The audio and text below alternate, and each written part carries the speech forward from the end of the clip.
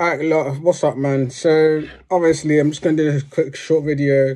Obviously, don't mind the hair and whatever, cool. But, I'm looking like fucking Dragon Ball Z, fam. What the fuck, bro? What days, Anyway, the England game is starting in about an hour, so I just wanted to do my little predictions, you know, say what my thoughts are for the game, lineups, blah, blah. So, obviously, it's been sort of semi-confirmed that Saka's starting ahead of Rashford. Is that the right decision? Probably not. You know, he did score 2 goals. He was the best player, I guess. He won the man of the match. But I don't think Saka has any reason to be dropped too. You know, I think, you know, having Foden, in my opinion, in that 10, and then starting Saka and Rashford on, obviously Saka on the right and Rashford on the left. No matter what anyone wants to say, right? No matter what anyone wants, Saka is our best right back. Like he's like, I'm not trying to be biased. I'm none of this Arsenal bullshit, bro. Like in the England squad, Rashford is not a better right winger than Saka. Foden is not a better right winger than Bukayo Saka. It's just not true. I'm not gonna have it. So he probably should be starting every game, if we're being honest. It's just a thing of, you know, who plays in that left and that middle, and I don't feel like Mason Mount is that guy in there. I've seen James Maddison enter the bus, the coach in the England squad. Maybe there's a chance he's on the bench today, recovering from his his knee injury, I believe. You know, maybe it's too soon for him to come on, but you're in the squad for a reason, right? To be used, so you know you can't just just not play. You know, especially in his position, we're not really fruitful in that. You know. But look, if, let's say, Saka doesn't have a good game, or, I don't know, Fred doesn't have a good game, then we bring on Rashford. It's as simple as that. You know, this is why you have a big squad. And because you have good players and you can substitute players and still have the same amount of output, even more output.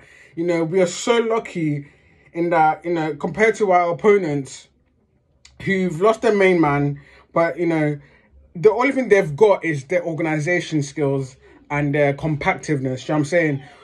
But when it comes to quality, it's not even close to get, which is why I think we'll win comfortably, by the way. I think we'll win comfortably, bro. Like, I say that, but it wouldn't really surprise me if it's a sticky one as well. Because, like I said, they're very organised, very compact. You know, they seem to have a really good relationship, you know, with each other, despite them, you know, different clubs. But, you know, and also losing their best man, you know, Sadio Mane. But, you know, they still got a threat in the top, Ismail Sarr, sorry. You know, got a good goalkeeper, good defender. So, you know, it's not the end of the world for them if they lose, because, you know, they've got a good squad and they've made it really far. But I do expect England to win. I'm gonna predict.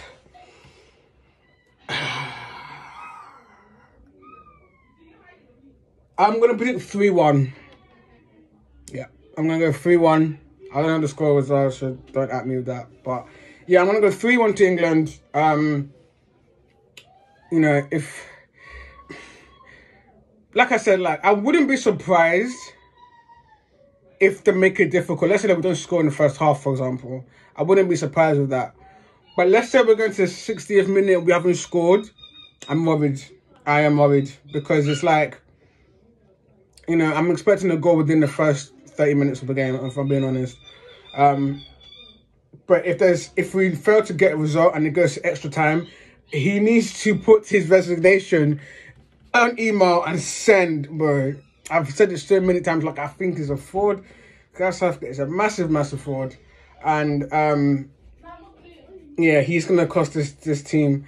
He's going to cost this team a lot of upset because he's just not good enough, and we're gonna waste this golden generation of ours. I've just truly believed it. But anyways, I'm not talking about that right now. If we are to go through, then we face France. He obviously beat Poland today 3-1. Kylian Mbappe is just on fire. Like, let's be honest. But yeah, he's I think he's got like 9 goals in the World Cup for 2 tournaments. Yeah, I think he's now equal to Messi, but Messi's got 3 more tournaments ahead of him. So, and he's 23. So it's a bit peak, bro. It's actually a bit peak, bro. But obviously, yeah, innit, like that will be very, very, very difficult for that game. But, you know, I shouldn't do that. I shouldn't disrespect Senegal and look past them. You know, we still have to beat them. And, you know, like I said, they were one of my dark horses in this tournament for a reason. I think there's something good about them that I really like. And now they're the only lasting national African nation left in the World Cup. So, you know, a lot of people are going to be behind. Africa's going to be behind them.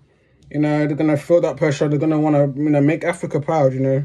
It's true. They're just going to try to do that. And, oh, wait, are Morocco still in it? Oh, my bad. Morocco is still in it. Morocco's still in it. I think Morocco's still in it. So, my bad with that. But, you know, there's still one of the remainings. So, you know, they're going to try and do something, especially to England. Do you know what I'm saying? So, but I do expect England to win. I just feel like the quality, I know the compactness and organisation is great from Senegal, but I think the quality will just suffocate them, if I'm being honest. Just suffocate them too much. We have too much for them to handle, and I think a 3-1 win is in the bag. But yeah, the game's going to stand about an hour. Obviously, we'll see what the lineup is saying. But yeah, thanks for watching. Subscribe, like, all of that. See you lot in a bit. I will do a video post-match reaction on the England game, and stay tuned for that in a bit.